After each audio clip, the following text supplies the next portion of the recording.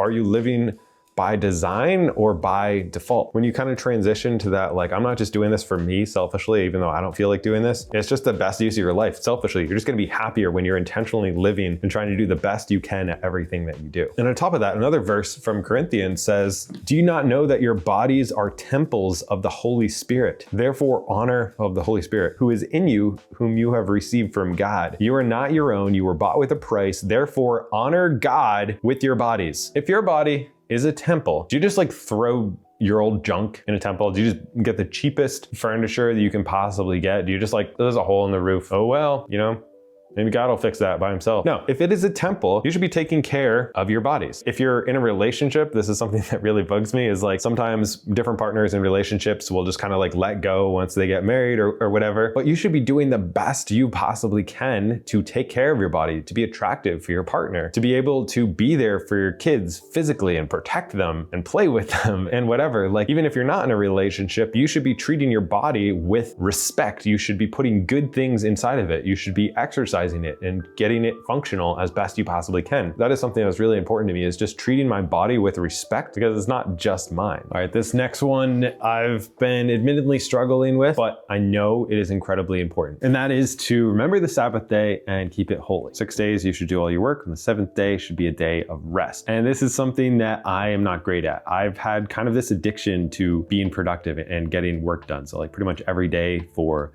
years and years and years, I did one thing for my YouTube channel every single day, years and years and years. And so recently, this is a new habit I've been trying to put in, is on Sundays, I'm gonna try to not talk about work, I'm gonna try to not think about work, and I try to not answer emails or check things or, you know, post something. And when you actually take a day off, you unplug. Maybe for you, it's like a screenless Sunday where you're not gonna watch TV, you're not gonna be on your phone, you're not gonna be stressing about stuff, you're just gonna have calm rest, be okay with taking a nap. We live in this world, and especially in America, where everything is always go, go, go. And if you take a day off, well, now you're behind somebody else, or there's all this stuff that needs to be done. And like, ultimately, this is something I learned from minimalism, is like, we just have too much stuff that needs to be done. We need to say no to more things so that we can have times to rest and recharge, so we can be more productive the rest of the week. We need to have times where it's okay to unplug. It's okay to have 5 minutes of silence and stare at a wall. It's another weird habit I've been doing. I've been like staring at the fireplace for like 5 minutes or 10 minutes in the morning and just being present, being calm, having nothing, not trying to get anything done, just having calm and still, and spending more time in prayer and things like that, where it doesn't feel like you're being productive. But I think that's like a trap that is in our modern culture, of just always trying to be productive, always trying to make you feel like you're doing something, when it's okay to have times of rest. In John 21:25, it says, Jesus did many other things as well. If every one of them was written down, I suppose that the whole world would not have enough room.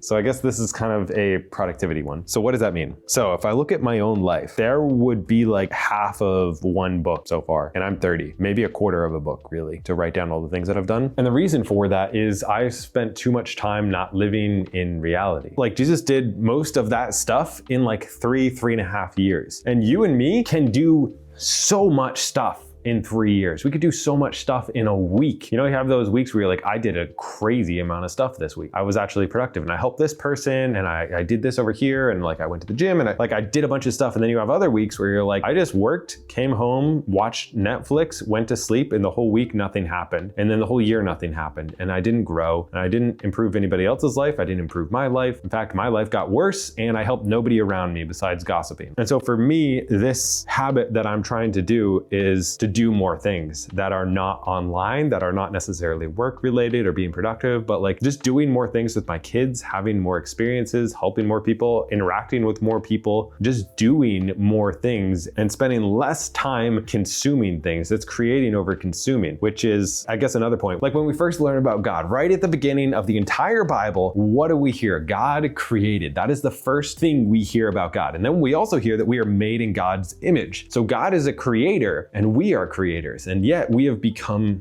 consumers. We consume stuff, we consume junk food, we consume media, we consume, and we do not create. When I'm creating this video, I feel so excited. I don't know if you can tell right now, but like I get into it. I get excited. I feel amazing. And when I come up with an idea, I study, I read the Bible, I create it into this video, and then we edit the video and we add music and sound effects, and this thing happens right here. I don't know what's gonna happen yet, but we're gonna create it. Then you feel alive. When you're playing a sport and you're like in flow state, you can't even think, but you feel alive. You feel like this is what you're made for. Or you feel that way when you're working or when you're traveling and you're just in awe and you're like, this is amazing. A lot of times that's because you're either looking at creation or you are creating yourself, right? And so a lot of times we try to get that feeling through consuming, but it is never satisfying. And what is satisfying is creating. So I try to create more than I consume. And when I consume more than I create, I usually feel terrible about the day and my life in general and just myself and self-esteem. And I'm just like, I just wasted hours scrolling, looking at nothing. I don't remember what I just saw. And when I create, I feel fulfilled. It is generally much harder than just like checking out of your brain, but it is way more fulfilling. So whatever it is that you do to create, try to spend more time creating than you do consuming, and you will generally have a more fulfilled life.